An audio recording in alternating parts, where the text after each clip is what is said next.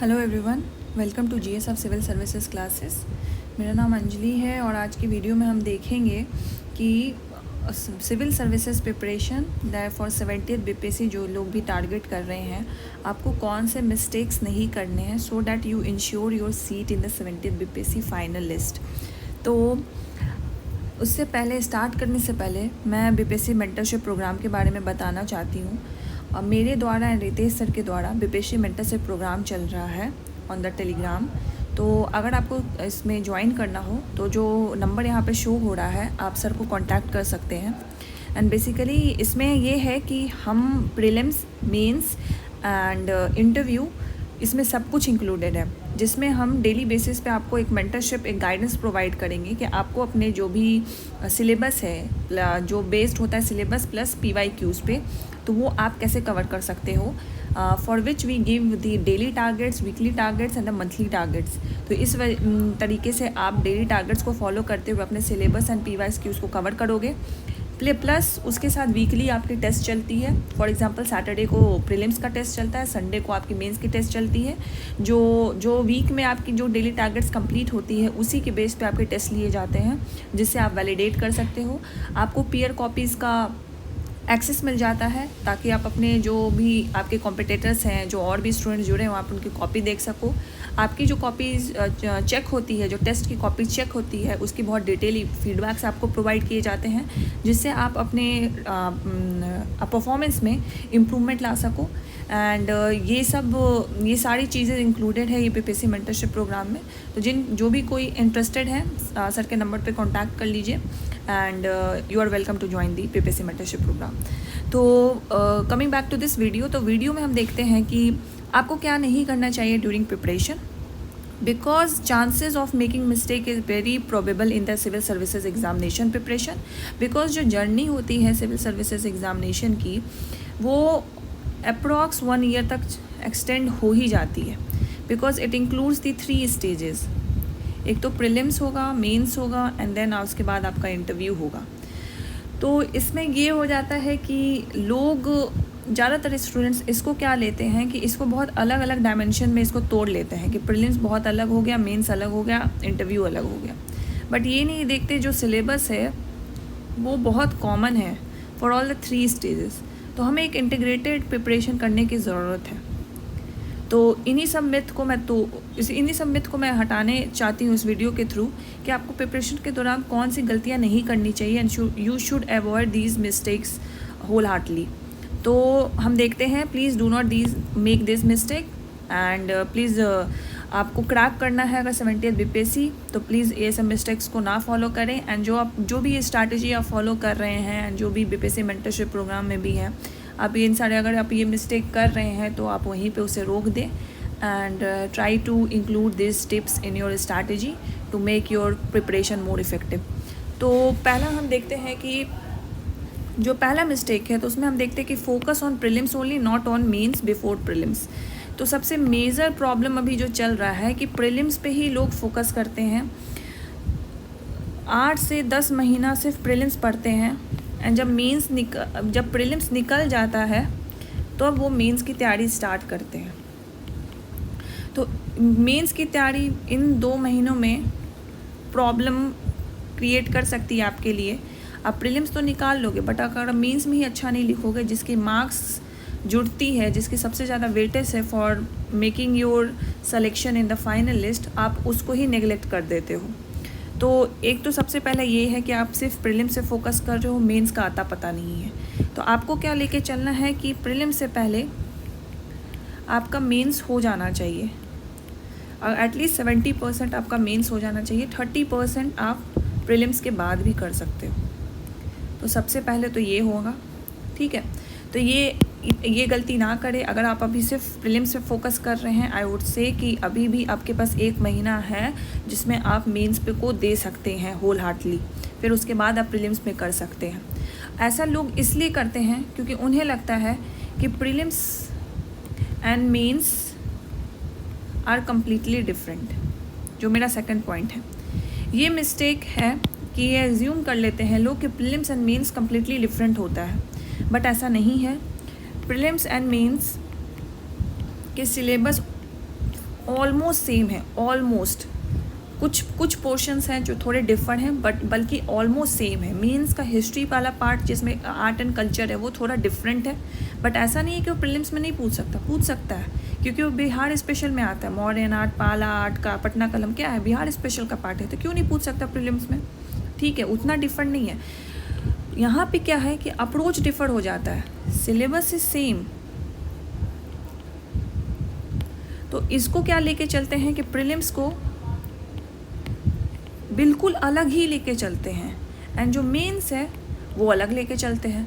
तो इससे क्या हो जाता है कि इन दोनों के बीच का जो इंटीग्रेशन है वो कर नहीं पाते हैं। प्रीलिम्स में वो 6-7-8 महीना दे देते हैं, और इधर मेंस के लिए वो लास्ट 2 महीना जो बचता है उसमें भी वो नहीं दे पाते हैं। क्योंकि अगर मेरा प्रीलिम्स निकल जाता है तो प्रीलिम्स के रिज़ल्ट के बाद रिज़ल्ट तक वो वेट करेंगे। सितंबर 30 को मेरा क्या होगा, प्रीलिम्स होगा, तो रिज़ल्ट का वेट करेंगे कि मेरा रिज़ल्ट होगा कि नहीं होगा, फिर मैं मेंस का तैयारी स्टार्ट करूँगा। तो 38 है, तो मान लो ये अक्टूबर लास्ट तक अगर रिज़ल्ट आता है तो 1 महीना तो ऐसे ही गया। आपके पास क्या बचा, नवंबर बचा प्लस दिसंबर बचा। अब ये 2 महीना में आप तो एंग्जाइटी से रहोगे कि मैं इसको कैसे करूँ, मेरे पास तो कुछ है ही नहीं, मैंने मेंस का तो एनालिसिस ही नहीं किया, मैंने कुछ देखा ही नहीं है, ना मेरे पास नोट्स है। आप क्या करोगे, मटेरियल कलेक्ट करने में लग जाओगे। मटेरियल कलेक्ट करोगे, इधर की कोचिंग का, उसका नोट्स का, उस टॉपर के नोट्स का, उससे क्या होगा, क्या होगा। ये कलेक्ट कर लिया, बट ये अगर आपके मेमोरी में रिटेन नहीं रहा, प्लस आपको इंटरलिंकिंग नहीं आया, तो आप कैसे अटेम्प्ट करोगे मेंस। ये सब अगर नहीं होगा तो मेंस में मैं ये गारंटी के साथ करती हूँ, पहला कि आपका क्वेश्चन छूटेगा, दूसरा आप पेपर तो कंप्लीट नहीं कर पाओगे, तीसरा बहुत ख़राब आंसर लिखोगे आप, बिलो एवरेज आंसर लिखोगे जिसमें मार्क्स आपको मिलेंगे नहीं। इसका रिपरकशन क्या होगा, चौथा कि आपका रिज़ल्ट नहीं होगा मेंस का। फिर ये साइकिल कंटिन्यू होगा, नेक्स्ट बीपीएससी आएगा, 71st बीपीएससी, उसमें क्या होगा, फिर से आप तैयारी करोगे प्रीलिम्स के लिए कि प्रीलिम्स क्वालिफाई करना इंपॉर्टेंट है, फिर मेंस नहीं करोगे, क्या होगा, ये साइकिल रिपीट होते जाएगा और आपका रिजल्ट नहीं आएगा। You will be very demotivated, आप सोचोगे कि बीपीएससी मेरे लिए बना ही नहीं है। बट प्रॉब्लम क्या है कि आपकी स्ट्रैटेजी सही नहीं है। तो अभी भी आपके पास टाइम है कि आप 1-1.5 महीना मेंस को दे सकते हो, साइमल्टेनियसली आप कुछ पार्ट प्रीलिम्स का कर सकते हो, जो बीपीएससी मेंटरशिप प्रोग्राम के अंदर हम लेके ही चल रहे थे वैसा, कि आपका मेंस मेजॉरिटी मेंस चल रहा था, थोड़ा पार्ट आपका प्रीलिम्स का चल रहा था, एंड जून से हम जून के लास्ट वीक से हम स्टार्ट कर देंगे प्रीलिम्स होल हार्टली। ठीक है, तो प्रीलिम्स और मेंस अलग नहीं है। आप हिस्ट्री ले लो, पॉलिटी ले लो, इको ले लो, साइंस टेक ले लो, सब का ओवरलैपिंग सेक्शन प्रीलिम्स में है, बस अप्रोच अलग हो जाता है। यहाँ हमें कंसेप्चुअल अंडरस्टैंडिंग चाहिए, तो यहाँ हमें उसका जो फैक्चुअल डेटा है वो चाहिए। अब तो कंसेप्चुअल पूछने लगा है प्रीलिम्स में, स्टेटमेंट्स वाले क्वेश्चन पूछ रहे हैं, स्टेटमेंट वाले पूछ रहे हैं। आप इधर भी करेंट अफेयर्स पढ़ोगे मेंस में, वही करेंट अफेयर्स आपको इधर भी हेल्प देगा प्रीलिम्स में।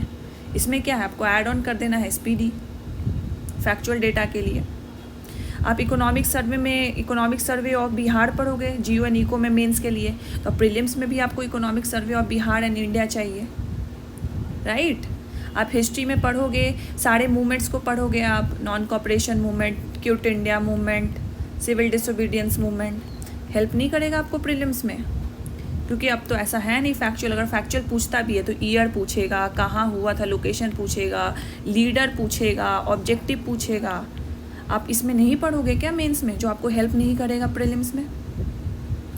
अगर आपको मेंस का अंडरस्टैंडिंग रहेगा, आपको प्रीलिम्स के क्वेश्चन में दिक्कत नहीं होगा।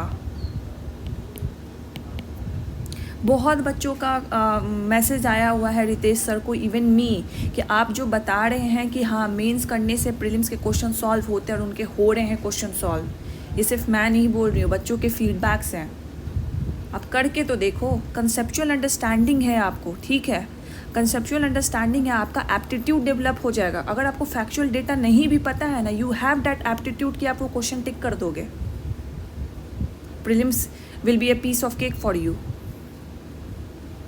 ओके, आपको पता होगा कि इस बार जो 68 एंड 69 से जो प्रीलिम्स का पैटर्न चेंज हुआ है, इसमें जो यूपीएससी कैंडिडेट्स हैं, जो यूपीएससी के लिए प्रिपरेशन कर रहे हैं, उनका दबदबा बढ़ गया है। क्यों? क्योंकि यूपीएससी के लिए कंसेप्चुअल अंडरस्टैंडिंग वाला प्रिपरेशन करते हैं वो, तो उनके लिए बहुत ईजी हो गया है बीपीएससी प्रीलिम्स। पहले का बीपीएससी प्रीलिम्स कैसा था? बहुत फैक्चुअल था, लूसेंट रटो, स्पीडी रटो, यही चल रहा था। 68 से पैटर्न चेंज हुआ, कंसेप्चुअल अंडरस्टैंडिंग बढ़ी, तो जो बीपीएससी के जो कैंडिडेट्स थे, जो सिर्फ बीपीएससी के लिए, उनको दिक्कत होने लगी। तो कंसेप्चुअल अंडरस्टैंडिंग बढ़ा तो कट ऑफ भी डाउन हुआ। तो हमें क्या करना है कि हमें मेन से कंसेप्चुअल अंडरस्टैंडिंग डेवलप करना है। अब इससे जो डेवलप हुआ हमारा एप्टीट्यूड, उसको हमको यूज़ करना है प्रीलिम्स में, एज इजी एट दैट। अब इससे क्या होगा कि आपका जो मेंस का नोट्स है वो भी कंप्लीट हो जाएगा, आपका प्रीलिम्स का गेम भी आसान हो जाएगा। एंड अगर आपका प्रीलिम्स में रिजल्ट आ गया, मेंस के लिए तो आपको दिक्कत ही नहीं, आपके 70% नोट्स इज़ कंप्लीटेड। आपको क्या करना है, इसमें जो 30% है वो कंप्लीट करना है, प्लस साइमल्टेनियसली आपका रिवीजन और आंसर राइटिंग चलेगा। क्या शानदार प्रिपरेशन होगा आपका। तो क्यों इस चक्कर में 20% 30% दे के अपना बार बार इस साइकिल से गुजरना है और अपने आप को एंग्जाइटी देना है कि फिर से मेरा होगा कि नहीं होगा, होगा कि नहीं होगा। एक बार दे दो ना अपना, एक बार दे दो अपने हिसाब से 90% 95%, एंड देखो कि आपके लिए कितना इजी हो जाता है। समझे? तो ये हुआ सेकंड पॉइंट कि प्रीलिम्स और मेंस को कम्प्लीटली डिफरेंट मत सोचो, they are both overlapping and integrated, हमें उसे एक साथ लेके चलना है। Then studying randomly without any plan, ये सबसे बड़ा प्रॉब्लम हो जाता है, क्योंकि जो जर्नी है ना काफ़ी लंबी है, तो हम ना ट्रैक नहीं कर पाते कि हमारी जो प्रिपरेशन है इसमें ट्रैकिंग मिसिंग हो जाती है। तो अगर आप विदाउट प्लान के पढ़ोगे, देन आप अपना प्रोग्रेस कैसे मेज़र करोगे? आपके पास अगर प्लान है कि मुझे ये कंप्लीट करना है, ये पहले मंथ में करना है, ये दूसरे मंथ में करना है, ये तीसरे मंथ में करना है, एंड फिर उसके बाद आप एक मंथ एंड हुआ तो आप अपने प्रोग्रेस को देखोगे कि जो मैंने एक मंथ में जो अपनी स्ट्रैटेजी रखी थी और जो मैंने प्लान और लिया था वो कंप्लीट हुआ है कि नहीं हुआ। अगर इसका 80% भी कंप्लीट हो जाता है, you will be satisfied. It gives you internal motivation कि हाँ मैंने जो टारगेट रखा था वो मैंने 80% कंप्लीट कर लिया है। You don't have to be motivated externally, videos देख के, किसी टॉपर की वीडियो देख के, मेरी वीडियो देख के, आपको इसकी ज़रूरत नहीं पड़ेगी। आपको खुद इंटरनली मोटिवेट होगे कि यार मैं एक महीने पहले जहाँ था अभी मैं यहाँ पे हूँ, एंड मुझे बहुत ज़्यादा डिफरेंस दिख रहा है, मेरा सिलेबस कंप्लीट हो रहा है, मेरे PVSQ सॉल्व हो रहे हैं। तो एक प्लान लेके चलो, plan is very important. Without planning से कुछ नहीं होगा। आज मान लो आज आपका आज मन हुआ कि आज से मैं प्रिपरेशन बीपीएससी का स्टार्ट करूँगा, आप लेके चले गए, अपनी स्पीडी लेके चले गए, साइंस का बुक लेके चले गए, कल आप लेके जा रहे हो हिस्ट्री ले जा रहे हो, ये ले जा रहे हो, फिर आप एक वीक पूरा पढ़ लिए, फिर उसके बाद आप देखोगे कि आप कहाँ हो, आपको लगेगा कि मैंने क्या किया है। एक वीक ऐसे ही आप रैंडमली कुछ ना कुछ पढ़ रहे हो, आज 2 घंटा पढ़े हो, कल 3 घंटा पढ़े हो, फिर 1 घंटा पढ़ लिए, फिर 2 घंटा पढ़ लिए। एक वीक के बाद लगेगा मैं तो डेली पढ़ रहा था, बट मेरा तो कुछ कंप्लीट ही नहीं हुआ है, ये मेरे लिए नहीं बना है बीपीएससी, मेरे से नहीं होगा ये। क्या होगा फिर? छोड़ दोगे, डिमोटिवेट हो जाओगे और एग्ज़ाम ये वाला छोड़ दोगे कि नहीं मेरे से प्रिपरेशन नहीं होगा, ये बहुत हार्ड है, ये है वो है। बट प्रॉब्लम क्या है? प्रॉब्लम है कि आपके पास गाइडेंस ही नहीं है। अगर आप गाइडेंस भी है तो आप एक स्ट्रैटेजी नहीं बना पा रहे हो अपने लिए जो आप फॉलो करो। ठीक है, तो यही चीज़ हम प्रोवाइड करते हैं बीपीएससी मेंटरशिप प्रोग्राम में। अगर आपको ये नहीं भी ज्वाइन करना है, it's all okay, it's up to you. But आप अगर ये वाली वीडियो ना ये अपलोडेड है चैनल पे, इसको देखो और एक स्ट्रैटेजी और रोड मैप बनाओ अपने लिए कि अभी मेरे पास 4 साढ़े 4 महीना बाकी है, इसमें मैं कैसे करूँगा प्रीलिम्स प्लस मेंस को हैंडल, एंड फाइनल रिजल्ट को मैनिफेस्ट करते हुए इसको बनाना है अपना स्ट्रैटेजी। बस ये नहीं सोचना कि मुझे प्रीलिम्स को क्लियर करना है तो उस रिस्पेक्ट में मेरी स्ट्रैटेजी बनेगी। नो, आपको देखना है कि मेरा फाइनल लिस्ट में नाम रहना चाहिए, उस रिस्पेक्ट में आपकी ये स्ट्रैटेजी बननी चाहिए। तो ये होगी आपकी असली स्ट्रैटेजी, ना कि ये कि मुझे प्रीलिम्स क्लियर करना उसके लिए स्ट्रैटेजी। प्रीलिम्स क्लियर कर लिए, हाँ 10 दिन तक बोलोगे मेरे इतने मार्क्स आए इतने मार्क्स आए, क्या मैटर होगा जब फाइनल रिजल्ट में आपका नाम ही नहीं रहेगा। तो प्रीलिम्स क्लियर कितने करोगे तो क्या कौन सा मेडल मिल जाएगा आपको। एक स्ट्रैटेजी बनाओ और उसको फॉलो करो। अगर आपको स्ट्रैटेजी प्लान में प्रॉब्लम हो रही है तो you can join the BPSC mentorship programme और you can follow this video और अपने उससे टिप्स लेके आप स्ट्रैटेजी बना लो। आपको इसी चैनल पे ये बीपीएससी मेंटरशिप प्रोग्राम की डिटेल वीडियो मिल जाएगी। ओके, तो रैंडमली स्टडी नहीं करना है विदाउट एनी प्लान लेके चलना है। मंथली वीकली डेली टारगेट्स उसको अचीव करो, it will internally motivate you. No reading of syllabus and PYQ, सबसे बड़ा ब्लंडर यही होता है। बीपीएससी मुझे करना है बट मुझे पता ही नहीं है कि सिलेबस क्या है और कैसे क्वेश्चंस ये पूछते हैं, मुझे इसका कोई आइडिया नहीं है। तो आप स्टार्ट ही गलत तरीके से कर रहे हो। मेरी जो बीपीएससी मेंटरशिप प्रोग्राम है और मेरी जो प्रिपरेशन रही है, जैसे मैंने लास्ट वीडियोस में बताया है कि जो लास्ट 5 मंथ्स प्लान क्या होगा और उसमें मैंने कैसे पढ़ाई की थी अपने टाइम के प्रिपरेशन के दौरान, तो उसमें मैंने हमेशा से मतलब मेरी जो भी वीडियोस गई है ना, मैंने सिर्फ इसी पे फॉलो किया कि सिलेबस प्लस PYQ, यही मेरा बेसिक स्ट्रक्चर है। जो पॉलिटी में बेसिक स्ट्रक्चर पढ़ते हैं ना, यही मेरा बेसिक स्ट्रक्चर है। तो सिलेबस एंड PYQ को फॉलो करते हुए आप अपनी पढ़ाई स्टार्ट करें और सिलेबस पहले देखें प्लस PYQ देखें। सिलेबस से अभी आपको लिस्ट ऑफ टॉपिक्स मिलेंगे, PYQ से भी आपको लिस्ट ऑफ टॉपिक मिलेंगे। इसमें बहुत सारे ओवरलैप होंगे, कुछ ऐसे होंगे जो डायरेक्टली सिलेबस में लिखे नहीं होंगे बट इसी टॉपिक के सब टॉपिक्स होंगे, उसको भी आप जॉट डाउन करें एंड दोनों का कंबाइंड आपको एक डायरेक्शन देगा अपने प्रिपरेशन के लिए। ऐसा आप GS 1 के लिए भी करें, GS 2 के लिए भी करें। तो इससे क्या होगा, you will get the direction and you will get the framework कि इस फ्रेमवर्क को फॉलो करते हुए जो मेरी प्रिपरेशन है वो स्टार्ट होनी चाहिए। ओके, तो इसीलिए सिलेबस और PYQ उस पर आपको फॉलो करना है। देन 5th पॉइंट है procrastinating till the last month before prelims. हम ये सोचते हैं कि हम प्रोक्रेस्टिनेट करने लगते हैं क्योंकि अभी बहुत डाइवर्जन है, यूट्यूब है, इंस्टाग्राम है, व्हाट्सअप है, ये सब करना है हमें, बस पढ़ाई नहीं करना हमें। तो हम इसमें से बहुत सारे बच्चे जो अभी देख रहे होंगे उन्होंने अभी तक अपनी स्टडी स्टार्ट नहीं की होगी।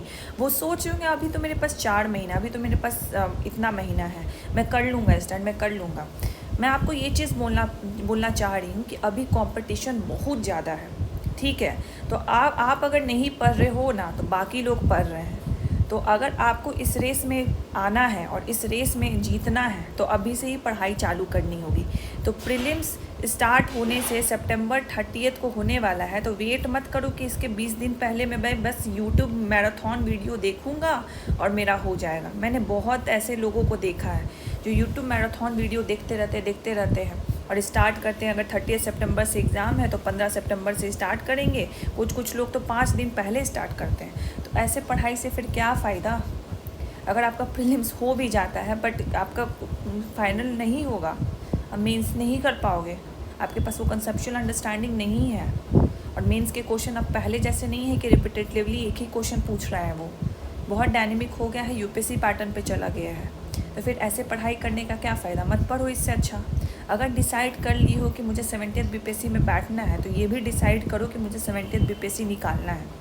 इस मैनिफेस्टेशन के साथ इस प्रिपरेशन में घुसो, ठीक है। एंड जो ऊपर के पॉइंट्स है कि अगर घुस रहे हो तो प्लानिंग के साथ आओ। अगर प्लानिंग नहीं पता है तो BPSC mentorship you can join. अगर वो भी नहीं ज्वाइन करना तो वीडियो देख लो। अगर स्ट्रैटेजी कोई नहीं है, अगर आपकी स्ट्रैटेजी है तो उससे स्टिक रहो, उसको चेंज करने की ज़रूरत नहीं है। As I always says in my video कि अगर आपकी स्ट्रैटेजी है, अगर वो आपके लिए वर्क कर रही है तो देन डोंट चेंज इट। अगर आपको वीडियो देखना है या मेरी कोई टिप्स आपको अच्छी लगे तो इंक्लूड कर लो उसको, बट ओवरऑल चेंज मत करो। ओके, देन अब आती है जब हम सोचते हैं कि PYQs इम्पॉर्टेंट है, PYQs हमें देखनी चाहिए, हम PYQs बनाते रहते हैं।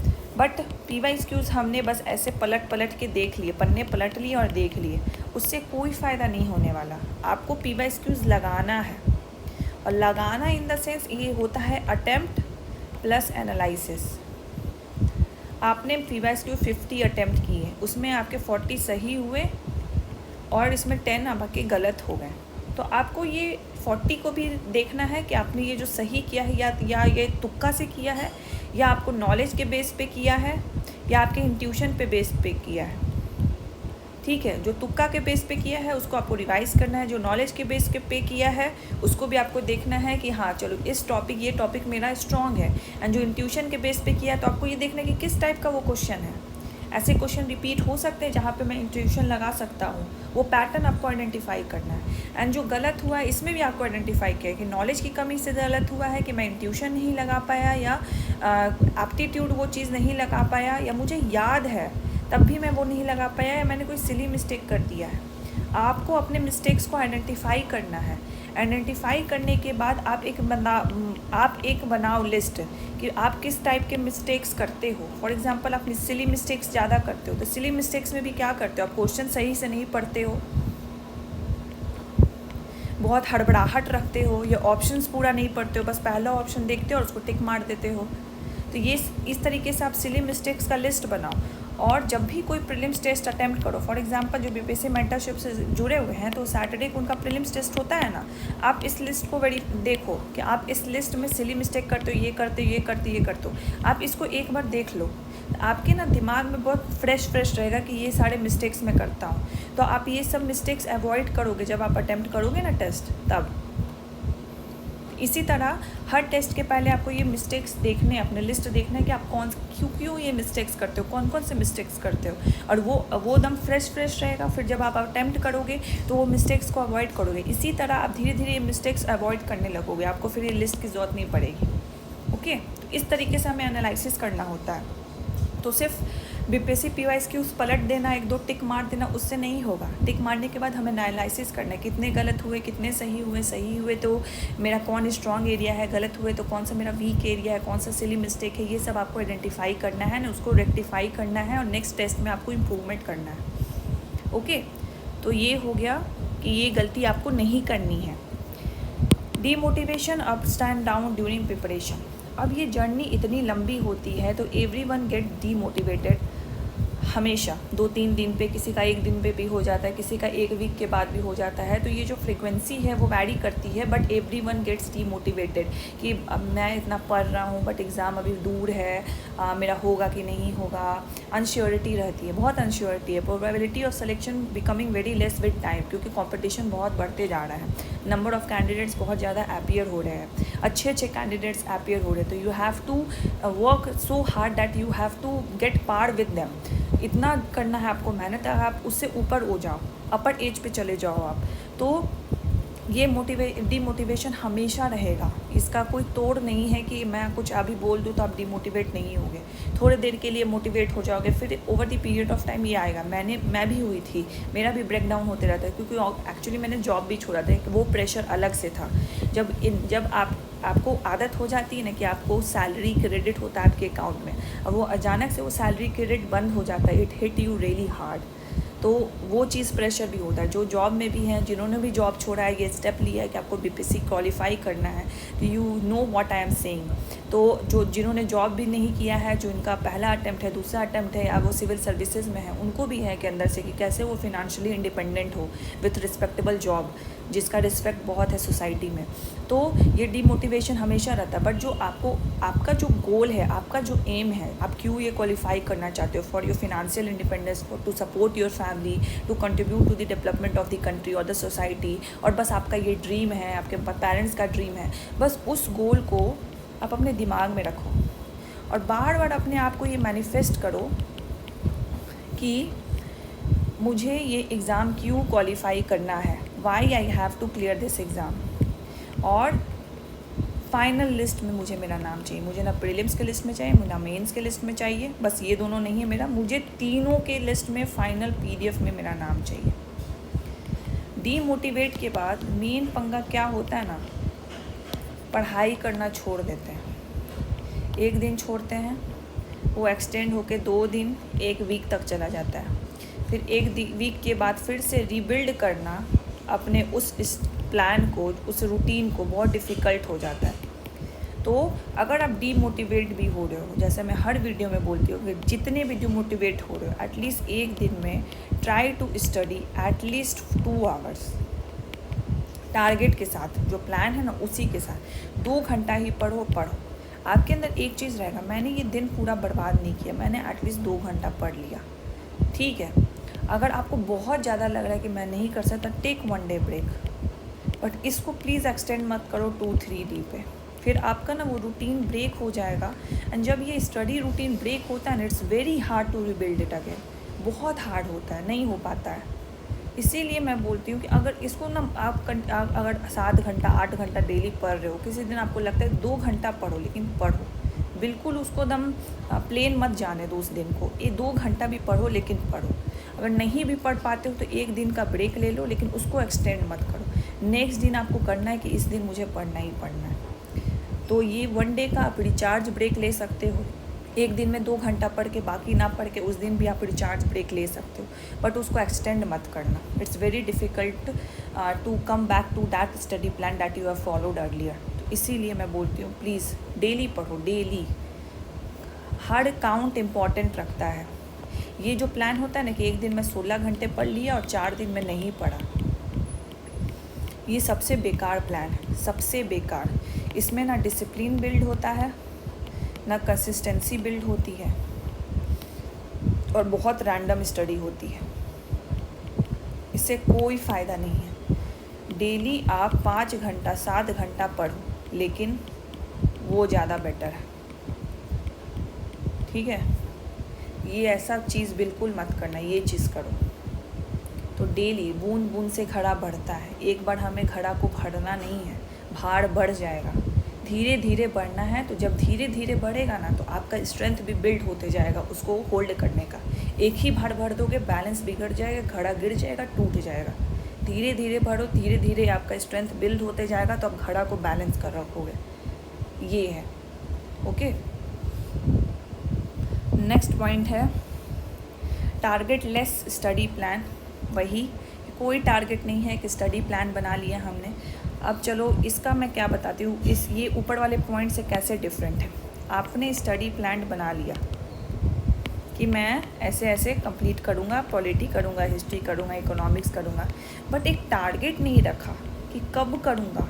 ये पॉलिटी में कितने दिनों में कवर करूँगा, ये हिस्ट्री में कितने दिनों में कवर करूँगा, इकोनॉमिक्स में कितने दिनों में कवर करूँगा। बस है कि बस पॉलिटी सबसे पहले कवर करना है, हिस्ट्री पहले कवर करना है, इकोनॉमिक नहीं। You have to allot the time के अकॉर्डिंग हमें उसको कंप्लीट करना है।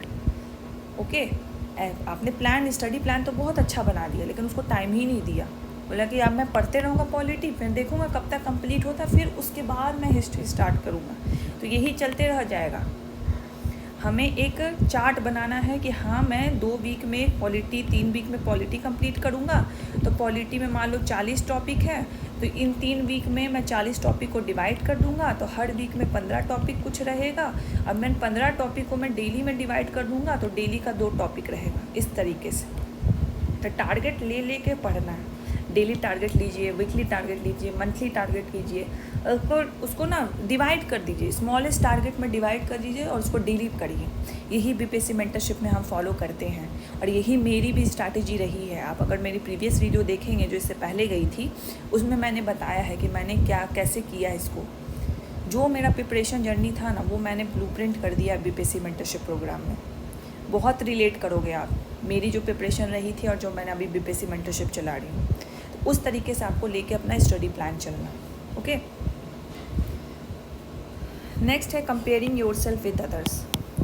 ये हम ऑफन करते हैं with respect to every aspects of our life, कि हम पढ़ाई में कैसे हैं, हम अपीयरेंस में कैसे हैं, हर एस्पेक्ट्स में हम इसको कंपेयर करते रहते हैं। ठीक है, तो ये आप समझ लो कि आप अगर दूसरे से कंपेयर करोगे तो आप कभी ना कभी किसी ना किसी मोड़ पर डीमोटिवेट होगे ही होगे। और ये कंपैरिजन वाला चीज़ जाता नहीं है। मैं अगर बोल भी दूँ तो ये नहीं जाएगा।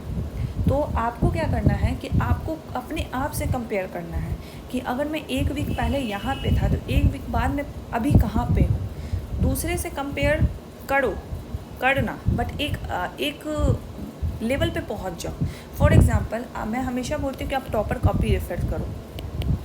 अब आपका जो जर्नी है प्रिपरेशन का, आप पहले डे पढ़ो, डे 1 पढ़ो, और आप टॉपर का कॉपी देख रहे हो।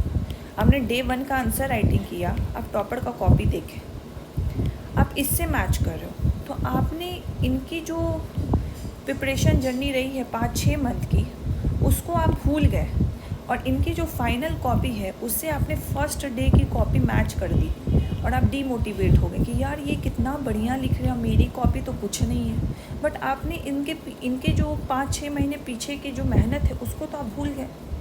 आप जो फाइनल कॉपी है उसको देख के इम्प्रेस हो गए और अपने आप को अंडरमाइन कर लिए, यार मैं ऐसा तो कर ही नहीं सकता। तो आप उस लेवल तक पहुँचो तो सही, आप भी करो ना 2-3 महीने का प्रिपरेशन, फिर उसके बाद आप टॉपर से कॉपी से मैच करो। तब यहाँ पे आप सीखो कि अगर मैंने ये कॉपी लिखी है और टॉपर की कॉपी ये है, तो अगर ये थोड़ी अच्छी है तो क्यों अच्छी है, मुझे और क्या इम्प्रूवमेंट करना है। ये होता है हेल्दी कंपटीशन, ये होता है हेल्दी कंपैरिजन। हमें फालतू का कंपैरिजन नहीं करके डिमोटिवेट नहीं होना है। अगर आप कंपैरिजन कर रहे हो कि इनकी कॉपी बहुत अच्छी है, गेट मोटिवेटेड कि मुझे यहीं तक पहुंचना है, यहीं इससे भी अच्छा लिखना है, तो उसको रेफरेंस बना के अपनी पढ़ाई तैयारी करो। बट कंपैरिजन मत करो, अपने दोस्तों से कंपैरिजन मत करो कि उसका ये हो गया। हेल्दी कंपटीशन रखो कि हाँ, अगर आप किसी के साथ स्टडी प्लान कर रहे हो तो उनको रखो कि हाँ ये टारगेट आज है, आज का ये टारगेट है। हेल्दी कंपटीशन रखो। अच्छा तुमने ये टारगेट कंप्लीट कर लिया, तुमने 80% कर लिया, मैं 90% टारगेट कंप्लीट करूँगा। That's the healthy target. But her basis पे निगेटिव कंपैरिजन मत करते रहो कि वो इतना अच्छा लिख रहा है तो मैं डिमोटिवेट हो जाऊँगा, उसका तो हो जाएगा, मेरा नहीं होगा। क्यों नहीं होगा? मेहनत करिए ना, क्यों नहीं होगा? इतने लोगों का ऐसे ही हो रहा है, दूसरे प्लैनेट से आए हो क्या?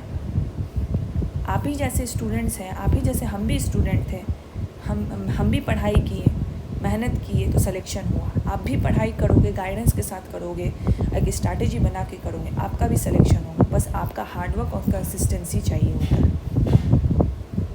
तो don't compare yourself unnecessarily with others. ठीक है, एक कंपैरिजन करो, एक लेवल तक पहुँचो, फिर कंपैरिजन करो और take it as a motivation, take it as a inspiration कि हाँ मुझे इस लेवल तक पहुँचना है, इस लेवल तक मुझे आंसर राइटिंग करनी है। Okay, and last, not making improvement in yourself. Often I see कि जो स्टूडेंट्स होते हैं वो अपने ना प्रिपरेशन से बहुत ही स्टैटिक हो जाते हैं। उन्हें लगता है कि मैंने बहुत अच्छा प्रिपरेशन कर लिया है, मुझे इसमें ऐड ऑन करने की कोई ज़रूरत नहीं है। वहाँ पे वो लैक हो जाते हैं कि उनकी प्रिपरेशन एक स्टैटिक हो जाती है और जो डायनामिसिटी ढूंढता है बीपीएससी उसमें वो उनको नहीं मिल पाता। तो अगर मान लो उन्होंने एक टॉपिक पे प्रिपरेशन किया फॉर प्रीएम्बल, उन्होंने नोट्स बना लिया, अब कुछ करंट अफेयर्स में कुछ उससे रिलेटेड कुछ आया, कोई न्यूज़ आया, उन्होंने इसको ऐड ऑन नहीं किया, उन्होंने पढ़ा बट सोचा कि मेरा जो प्रीएम्बल है ना वो सेटिस्फाई है, ठीक है, तो उन्होंने इसको ऐड ऑन नहीं करा। इसी तरह हर टॉपिक के लिए वो करते गए। इको एंड जियो जो बहुत डायनेमिक टॉपिक है उसमें भी वो करते गए, क्योंकि मेरा जो मैंने 10 टॉपिक्स का बना लिया है उसी से मैं क्रैक कर जाऊँगा, वो इस परसेप्शन में चले जाते हैं, एक्स्ट्रा मेहनत नहीं करना चाहते। उनको लगता है जितना है उतने में ही हो जाएगा और लास्ट के 1 मंथ पहले वो रिवीजन स्टार्ट करते हैं, आंसर राइटिंग करते हैं, जाते हैं। अगर उनका हो भी जाता है तो रैंक अच्छा नहीं मिलता, सर्विस अच्छा नहीं मिलता, वो साइकिल फिर कंटिन्यू ही रखते हैं। तो हमेशा हर स्टेज पे अपने आप को इम्प्रूवमेंट करो, सेल्फ क्रिटिसाइज़ करो अपने आप को, ज़्यादा नहीं करना बट इतना ज़रूर करना है कि आपके अंदर वो जो इम्प्रूवमेंट की जो आग है ना उसको जगा दे वो कि हाँ मुझे अपने अंदर इम्प्रूवमेंट करना है। ओके, क्योंकि अगर आप अपने अंदर इम्प्रूवमेंट नहीं करोगे तो आपका जो स्टडी है वो डायनेमिक हो जाएगा, आपके वो आंसर्स में वो स्टैटिक पोर्शन ज़्यादा दिखेगा, करंट अफेयर्स और जो करंट इवेंट्स है, जो वैल्यू एडिशनल पॉइंट्स है वो नहीं दिखेंगे। हर लेवल पे करो, प्रीलिम्स लेवल पे भी करो अपने अंदर इम्प्रूवमेंट कि हाँ मैंने जो पहले से फैक्चुअल डेटा और लूसेंट पढ़ के रखा है मैं उसी के बेसिस पे प्रीलिम्स क्वालिफाई कर लूँगा। मैं जो पैटर्न चेंज हुआ है उससे अडेप्ट नहीं करूँगा, जो मेरा पहला पैटर्न था उसी के बेस पे करूँगा। नहीं, हमें जो चेंजेस लाए हैं बीपीएससी में उससे एक्लेमेटाइज होना है, उसको फॉलो करना है। नहीं मैं मेंस में जितना मैंने कर लिया उतना ठीक है, उसी से होगा, नहीं होगा तो नहीं होगा, ये अप्रोच तो हटा देना है। हमेशा अपने आप को सोचो कि और मैं क्या बेहतर कर सकता हूँ, और मैं क्या बेहतर कर सकती हूँ, क्या इसमें ऐड ऑन करें कि और ये अच्छा इम्प्रूव्ड हो जाए। अब देखो, सजेशंस लो, कोई सीनियर है आपके, कोई मेंटोर है आपके, किसी का वीडियो आप फॉलो करते हो, मेरा वीडियो फॉलो करते हो, कोई टिप्स है आपको अच्छा लगता है, अपने अंदर इंक्लूड करो। ठीक है, मैं हमेशा बोलती हूँ कि अपनी जो स्ट्रैटेजी ओवरऑल चेंज नहीं करनी है, लेकिन किसी के टिप्स हैं जो सेलेक्टेड है, जो अपने स्ट्रैटेजी और जो अपनी रूटीन बता रहे हैं, तो अगर आपको उसमें कोई भी पार्ट अच्छा लगता है और आपको वो लगता है कि ये इफेक्टिव हो सकता है, please include it. Don't refrain to include it, और don't refrain to take a new step. हमेशा न्यू स्टेप से आपको अगर लर्निंग ही मिलेगी, एक्सपीरियंस ही मिलेगा। अगर आप उस चीज़ में फेल भी हो जाते हो तो कोई दिक्कत नहीं, but you have learn something, you have some experience, वो आपको और आगे लेके जाएगा। तो हमेशा अपने अंदर इम्प्रूवमेंट करने का सोचो, प्रीलिम्स के रिस्पेक्ट में, मेंस के रिस्पेक्ट में, इवन इन द इंटरव्यूज़। अगर आपका कम्युनिकेशन स्किल ज़्यादा नहीं है तो ये नहीं सोचना जैसा है मैं ऐसा बोल के आ जाऊँगा, मैं तो ऐसा ही हूँ। Improve your communication skill. ऐसा नहीं कि सिर्फ इंग्लिश में, हिंदी में भी इम्प्रूव करो। हिंदी में भी आप बीपीएससी का दे सकते हो इंटरव्यू, कोई बाउंडेशन नहीं होता वहाँ कम्युनिकेशन मीडियम का। हिंदी में दो या इंग्लिश में दो, जिसमें आप कंफर्टेबल हो आप दे सकते हो। तो these are all the points and all the mistake that you should not follow at all. अगर आपको 70th बीपीएससी क्रैक करना है, please keep this all points in your mind, और एक स्ट्रैटेजी और प्लान के साथ चलो। जो मेजर टेक अवे होगा इस वीडियो के, कि आपको सिलेबस प्लस PYQ को एक एज ए नॉर्दर्न स्टार की तरह लेके चलना है, जो आपके प्रिपरेशन को गाइड करेगा। दूसरा कि एक स्ट्रैटेजी और प्लान लेके चलना है। एक प्लान नहीं लोगे तो आपको अपना प्रोग्रेस नहीं दिखेगा, आप अच्छे से पढ़ नहीं पाओगे, रैंडमली पढ़ोगे जिसका कोई फ़ायदा नहीं है। ठीक है, और अगर आपको एक स्ट्रैटेजी प्लान नहीं मिल रहा है, you are welcome to join the BPSC mentorship program. अगर आपको स्ट्रैटेजी नहीं मिल रहा और आपको ज्वाइन भी नहीं करना, डोंट वरी, एक वीडियो मेरे चैनल पे अपलोडेड है बीपीएससी मेंटरशिप प्रोग्राम का, वो वॉच कर लो, उससे आप टिप्स ले लो और आप अपनी स्ट्रैटेजी प्लान कर लो और स्ट्रिक्टली उसको फॉलो करो। ठीक है, एंड जो बच्चे ज्वाइन करना चाहते हैं बीपीएससी मेंटरशिप प्रोग्राम, सर के नंबर पे आप कॉल कर लो, रितेश सर का नंबर है, उनको कॉल कर लो and join the BPSC mentorship programme. So this is all for this video. Thank you so much for watching. See you in the next video.